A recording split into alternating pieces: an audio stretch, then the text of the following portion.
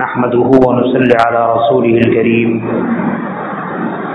أما بعد فقد قال الله تبارك وتعالى في الكلام المجيد والفرقان الحميد فأعوذ بالله من الشيطان الرجيم بسم الله الرحمن الرحيم لن تنالوا البر حتى تنفقوا مما تحبون صدق الله مولانا العظيم. میرے محترم بھائیوں، دوستوں اور بزرگوں، مسلمانوں کے اوقاف کے سلسلے میں بات چل رہی ہے. تاریخ پر نظر ڈالنے سے اس بات کا پتہ چلتا ہے کہ عام اوقاف تو عام مسلمانوں کی رفاع عام کے لیے ہوتا ہے،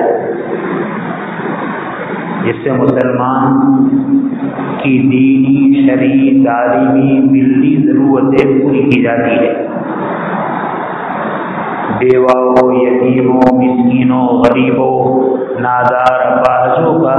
اخراج، ان کا خرچہ برداشت کیا جاتا ہے. اور اس سے بڑھ کر یہ ہے کہ شریعت نے اس کی بھی اجازت دی ہے کہ آدمی مخصوص چیز کو اپنے خاندان پر وقف کرے، جس کو کہتے ہیں وقف علی الاولاد. کسی آدمی کے پاس اتنا زیادہ مال نہیں ہے، اتنی زیادہ زمین اور جائیداد نہیں ہے، اتنے زیادہ مکانات نہیں ہیں کہ وہ عام مسلمانوں کے لیے وقف کر سکے. تھوڑا سا ہے، لیکن صدقہ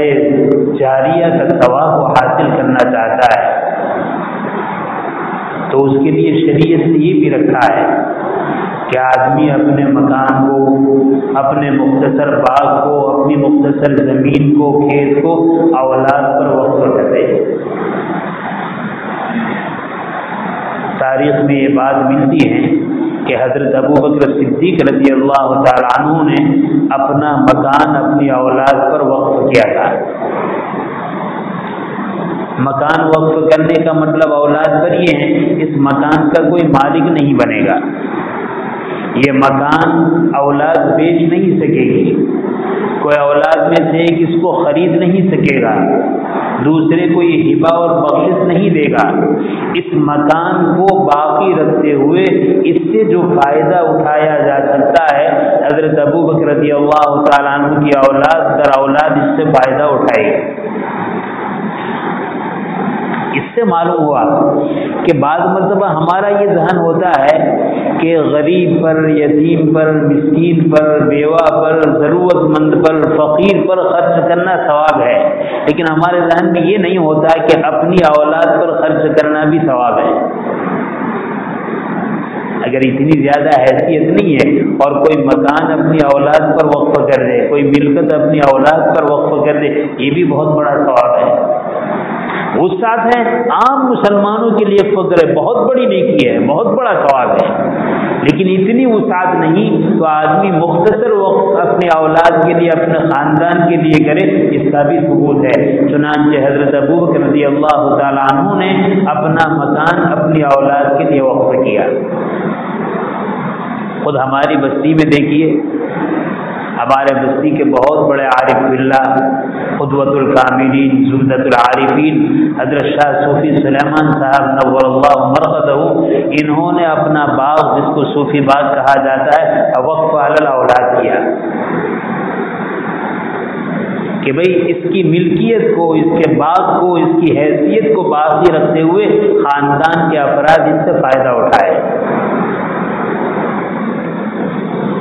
دوسرا مسئلہ یہ ہے وقف کے سلسلے میں وقف کی حفاظت کا. ساری دنیا کے جتنے ملک ہیں، اس ملک کے جتنے سربراہ ہیں، ان سربراہوں کی یہ ذمہ داری ہے ملک کی حفاظت کرے.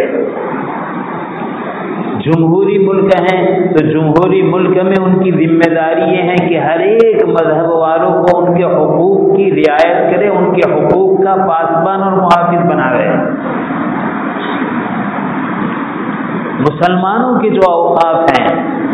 اس اوقاف کی حفاظت مسلمان کرے گا، اس میں پورا تعاون حکومت کرے گی. یہ ذمہ داری ہے اخلاقی. لیکن اس وقت حالات یہ ہیں کہ پورے ہندوستان میں اوقاف کی حفاظت کا مسئلہ ہے، اور اس میں حکومت نے رائے مانگی ہے کہ مسلمانوں کی رائے کیا ہے۔ الحمدللہ ہر مسلمان یہ چاہتا ہے کہ ہمارے اوقاف محفوظ رہے، بلکہ ہندوستان میں جتنے مذہب کے لوگ ہیں اور ان کے مذہب میں ان کے طور و طریق پر جتنی ملکت وقف ہیں، ہم تو یہ چاہتے ہیں ہر ایک مذہب والے اپنے اپنے طور پر، اپنے اپنے مذہبی رسومات پر اپنے اپنے اوقاف کی حفاظت کریں۔ ایک مسلمان مساجد، مقابر، عیدگاہ، خانقاہوں کی حفاظت کرتا ہے، ایک سکھ گرودوارا کی حفاظت کرے، ایک غیر مسلم ایک ہندو مندروں کی حفاظت کرے، اپنے اوقاف کی حفاظت کرے۔ اور تاریخ اس بات پر شاہد ہے کہ ہندوستان کے مغل بادشاہوں نے کئی زمینیں ہندوؤں کو مندروں کے لیے بھی وقف کی ہیں، جاگیر دی ہیں، یہ تاریخ اس بات پر شاہد ہے۔ اور 800 سالہ دور میں جنہوں نے جس وقت ان زمینوں کو دیا ہے، ان زمینوں کی حفاظت بھی کی ہے۔ اس وقت حفاظت کے دو پہلو ہیں۔ ایک حفاظت یہ ہے کہ پورے ہندوستان کے ہر باشندے اپنے اپنے اوقاف کی حفاظت کے لیے حکومت سے یہ درخواست کرے، یہ اعلان کرے، یہ تحفظ کو برقرار رکھے کہ بھئی اپنے اوقاف کی ہم حفاظت کریں گے، اس کی حفاظت کی ذمہ داری ہمیں دی جائے۔ ماشاءاللہ کوششیں ہو رہی ہیں، حکومت نے جو رائے طلب کی ہیں لوگ رائے دے رہے ہیں، لیکن جس رفتار کے ساتھ اس میں ہم آگے بڑھنا چاہیے ابھی ہمیں سستی نظر آ رہی ہے۔ اللہ تعالیٰ اس مائک کے ذریعے جہاں تک آواز پہنچایا ہندوستان بھر میں، ہر مسلمان کا یہ اخلاقی فریضہ ہے کہ وہ اس ذمہ داری کو اپنی ذمہ داری سمجھے اور اس رائے میں اپنے آپ کو پیش کرے کہ ہماری رائے حکومت تک پہنچ جانی چاہیے۔ لیکن میرے بھائی ایک دوسری ذمہ داری ہے جو ذرا کڑوی ہے، وہ ذمہ داری یہ ہے کہ ہمارے پاس جتنی بھی اوقاف کی زمینیں ہیں، ان اوقاف کی زمین ہو، چاہے مسجد ہو، چاہے مدرسہ ہو، چاہے اسکول ہو، چاہے اسپتال ہو، چاہے واٹر ورکس ہو، چاہے اسی طریقے سے یتیم خانہ ہو، چاہے اسی طریقے سے عیدگاہ ہو، چاہے اسی طریقے سے کوئی اور وقف ہو، درگاہ ہو، الحمدللہ بہت سارے اوقاف کے ذمہ داروں نے اس کی حفاظت کی ہے، کوشش کرتے ہیں، کر رہے ہیں۔ لیکن بڑا رونا یہ ہے کہ اوقاف کے بعد خائن ذمہ داروں نے اوقاف کے ساتھ بہت زیادہ خرد برد کا معاملہ کیا ہے۔ قاضی مجاہد الاسلام صاحب رحمۃ اللہ علیہ یہ فرمایا کرتے تھے، ہندوستان کے رہنے والے مسلمانوں، دستور ہند کے مطابق جتنے حقوق ہمیں ملے ہیں، اور اس ملک میں دستوری حق یہ ہے کہ ہر مذہب کا آدمی اپنے اعتبار سے اپنے مذہب کی ساری کریا کو، سارے طور و طریقوں کو امن عام کے ساتھ اپنا سکتا ہے، ہر ایک کو کلی اختیار ہے۔ مسلمان کو اپنی اپنی عبادت کے عبادت گاہوں کے حفاظت کا پورا تحفظ ہے۔ اس تحفظ پر نشان کب اٹھا ہے، یہ حفاظت کب کمزور پڑ جاتی ہے؟ حضرت قاضی مجاہد الاسلام صاحب رحمۃ اللہ علیہ فرمایا کرتے تھے کہ دو راستے ہو، ایک راستہ پگ ڈنڈی کا ہو، چھوٹا سا راستہ جس سے انسان چلتا رہے، اور ایک راستہ بہت بڑا ہائی وے ہو، 4 گاڑیاں ادھر سے اور 4 گاڑیاں ادھر سے آمد و رفت کر سکے۔ حضرت فرماتے تھے کہ بہت بڑا ہائی وے ہے، ایک ساتھ 8 گاڑیاں پسار ہو سکتی ہے، گزر سکتی ہے، لیکن اس راستے پر چلنا چھوڑ دے، استعمال کرنا چھوڑ دے تو ایک وقت آئے گا وہ 8 گاڑیوں والا ہائی وے برباد ہو جائے گا، ضائع ہو جائے گا، بے نام و نشان ہو جائے گا۔ اور وہ پگڈنڈی والا راستہ عام طور پر چھوٹے چھوٹے دیہاتوں میں اور جنگلوں میں ہوتا ہے، اگر آدمی اس پگڈنڈی کے راستے پر چلتا رہے گا 100 سال گزریں گے وہ راستہ ختم نہیں ہوگا۔ ہمارے جتنے اوقاف ہیں اس اوقاف کی حفاظت کی ذمہ داری ہر مسلمان پر ہے۔ کس طرح مسلمان پر ہیں؟ مثال کے طور پر مسجدیں ہیں، مسجد کے ساتھ مسجد کی زمینیں ہیں، مسجد کے مکانات ہیں، مسجد کی دکانیں ہیں۔ پہلی ذمہ داری تو ہمارے ذمہ داران مسجد پر آتی ہے، ذمہ داران مدرسے پر آتی ہے، ذمہ داران درگاہ پر آتی ہے، ذمہ داران اوقاف پر آتی ہے کہ ان زمینوں کی، ان مساجد کی، ان دکانوں کی، ان مکانوں کی ہر طریقے سے حفاظت کرے۔ سرکاری دفاتر میں جو کاغذات ہیں اس کاغذات کو تیار رکھے، اس کی حد بندی کرانا ہے حد بندی کرا دے، اس کا کمپاؤنڈ کرا دے۔ دوسری ذمہ داری ہمارے وہ بھائی جو مسجد کے ذمہ داروں کے مشورے سے مسجد کی زمینیں، مسجد کی دکانیں کرائے پر لیے ہوئے ہیں، دوسری ذمہ داری ان کی ہے کہ مسجد کی زمینوں کی حفاظت کرے، اس کا کرایہ برابر ادا کرے، دکان ہے تو اس کا کرایہ برابر ادا کرے، اور اسی طریقے سے مکان ہے تو اس کا کرایہ برابر ادا کرے۔ یہ ہر ان کا لوگوں کی جنہوں نے کرائے پر زمینیں دی ہیں، دکانیں دی ہیں، مکانیں دی ہیں، ان کا یہ فریضہ ہے کہ وہ اس کی حفاظت کریں۔ جس زمین میں جو چیزیں مناسب ہے اس میں وہ کام کیا جائے، غیر مناسب وہ کام نہ کیا جائے۔ جس مکان میں، جس دکان میں جو چیز مناسب ہے وہ کام کیا جائے، اس کے علاوہ نہ کیا جائے۔ میں آپ سے پوچھتا ہوں، صرف ہمارے اس علاقے کا حال نہیں، سورت ضلع اور گجرات کا حال نہیں، پورے ہندوستان کا حال دیکھ لیجئے۔ کتنے ہمارے بھائی ہیں جنہوں نے مسجد کی زمینوں کو، مسجد کے مکانوں کو، مسجدوں کی دکانوں کو لیا ہے۔ الحمدللہ بعض لوگ ہیں بہت اچھی طریقے سے کرائے کو ادا کرتے ہیں، لیکن ایک بڑی تعداد کو ان لوگوں کی بھی ملے گی جو وقت پر کرایہ ادا نہیں کرتے۔ حالانکہ اوقاف کی حفاظت میں یہ بھی شامل ہیں کہ مسجد کی زمینوں کے، مسجد کے مکانات کے، مسجد کے دکانوں کے کرائے کو بروقت ادا کیا جائے۔ اور اس سے بڑھ کر مصیبت خاص کر کے بڑے بڑے شہروں میں جہاں بڑی بڑی مساجد ہیں، بڑی بڑی عیدگاہیں ہیں، بڑے بڑے قبرستان ہیں اور بڑی بڑی ان کی اوقاف کی زمینیں ہیں اور دکانیں ہیں، بعض شہروں کا یہ حال ہے کہ ایک ایک مسجد کے پاس 50-50, 60-60 دکانیں ہیں، 15-15, 20-20 مکانیں ہیں، اور وہ زمین بھی مسجد کی ہے، وہ مکان بھی مسجد کے ہیں۔ اگر آج کے دور میں اس کا جو بازار کا ریٹ چلتا ہے کرائے کا، اگر وہ کرایہ ہے تو کم سے کم 25,000, 20,000, 25,000 روپے سے کم نہیں ہے، 20,000, 25 تو یقیناً۔ لیکن ہمارے بہت سارے مسلمان بھائی ہیں، معاف کرے کہنے کو دیندار ہیں، کہنے کو حاجی ہیں، کہنے کو نمازی ہیں، لیکن ان کا حال یہ ہے کہ ان ساری زمینوں پر، ان سارے مکانوں پر، ان ساری دکانوں پر قبضہ کیا ہے، اور مسجد کو ادا کرتے ہیں 200 روپے پرانا کرایہ، 250 روپے، 300 روپے، اور اسی زمین کو، اسی دکان کو، اسی مکان کو دوسرے کو کرائے پر دے کر 7-7 ہزار روپے، 10-10 ہزار روپے، 15-15 ہزار روپے لے رہے ہیں۔ اور کہیں یہ نہیں تو یہ تو ضرور ہے کہ مسجد کو اگر 5,000 روپے میں مسجد سے زمین کو کرائے پر لیا ہے، دکان کو کرائے پر لیا ہے، تو پیٹا بھاڑوت کر کے دوسرے کو 7,000 میں دیتے ہیں۔ اوقاف کا مسئلہ یہ ہے کہ اوقاف کی زمین میں نہ متولی کو یہ اختیار ہے کہ عام جو کرایہ چلتا ہے اس سے کم کرائے پر کسی کو دے، جائز نہیں ہے۔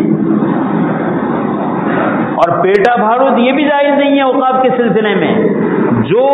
رقم چل رہی ہے، جو بھاڑو چل رہا ہے اسی بھاڑوت کو دے، اور یہ شرط کر دے کہ پیٹا دینے کی اجازت نہیں ہے، ہمیں تو اوقاف کا فائدہ کرنا ہے، بلکہ فقہا نے یہاں تک مسئلہ لکھا ہے، مثال کے طور پر مکان وغیرہ ہے، اس کو ہم 1 سال کے لیے دے سکتے ہیں، زمین ہے 3 سال کے لیے دے سکتے ہیں، ہم نے 1 سال کے لیے ایک دکان دی اور اس کا کرایہ رکھا 5000 کیونکہ مارکیٹ میں 5000 چل رہا ہے اور 1 سال کا قرار ہوا،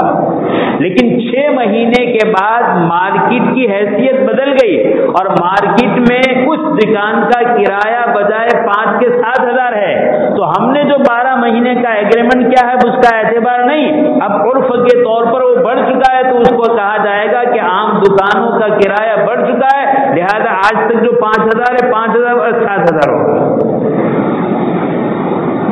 یہ جو خرد برد ہوتا ہے یہ مسلمان اپنے ہاتھوں اپنے املاک کو اور اپنے اوقاف کو خرد برد کر رہا ہے، پائمال کر رہا ہے، روند رہا ہے۔ کئی بھائی بیچارے کرائے نہیں ادا کرتے اور کئی تو ایسی بے تکی زبان استعمال کرتے ہیں، مسجد کو کیا ضرورت ہے، مسجد تو بہت مالدار ہے، تیرے باپ کا ہے، تیرا اپنا ہے۔ مسجد چاہے کروڑ پتی ہو، کیا کوئی کروڑ پتی کو کسی نے کرائے پر مکان دیا ہو تو کوئی کرایہ دار اس کو کہتا ہے کہ تو کروڑ پتی ہے، تجھے کرائے کی کیا ضرورت ہے؟ مسجد کو یہ جواب حرام ہے، حرام۔ اگر مسجد کا 1 روپیہ ضائع کیا تو یہ حرام ہے، بلکہ اوقاف کے سلسلے میں علماء نے لکھا ہے کہ مثال کے طور پر مسجد کی کھلی زمین ہے، اس زمین میں کسی کو اپنی گاڑی پارک کرنا، اس زمین کے اندر بیٹھنا، استعمال کرنا جائز نہیں ہے، بلا اجازت کے، بلا کرائے کے، اور مفت میں اوقاف کے ذمہ دار نہیں دے سکتے کہ آپ یہ کر سکتے ہیں، نہیں۔ یہاں تک کہ مسجد کی ایک معمولی چیز ہے سیڑھی،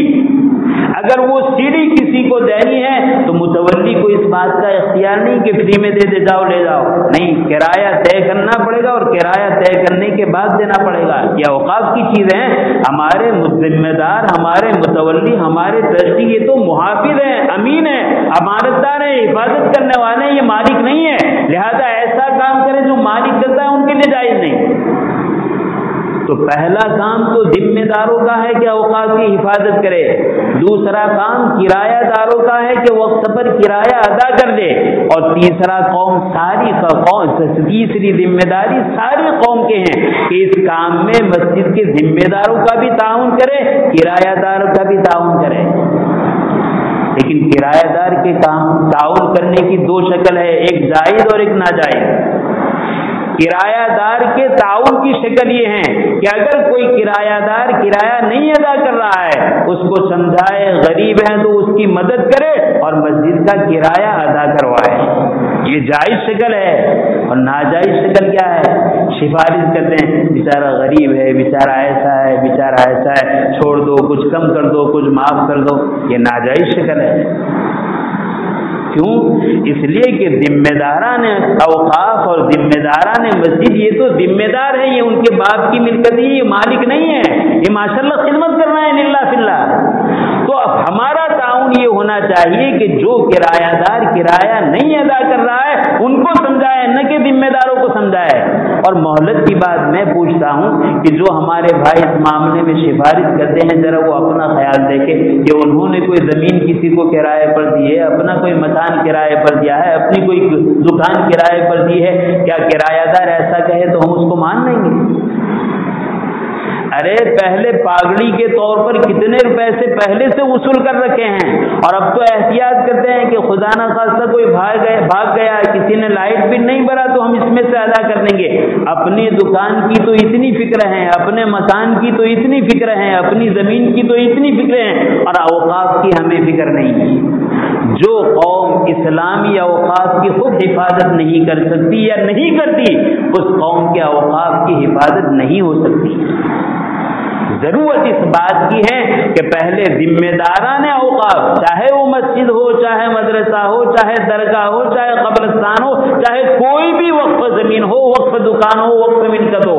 سب سے پہلے ذمہ دار بھی اس کی طرف متوجہ ہو۔ اگر کچھ کاغذات باقی ہے تو کاغذات کو بنایا جائے، جنہوں نے کرائے پر لی ہے وہ بھی اس کا اہتمام کرے۔ اس ضمن میں مجھے مسئلہ یاد آیا ہے، مسجد کی چھوٹی چھوٹی مثال کے طور پر مسجد کا ٹھنڈا پانی،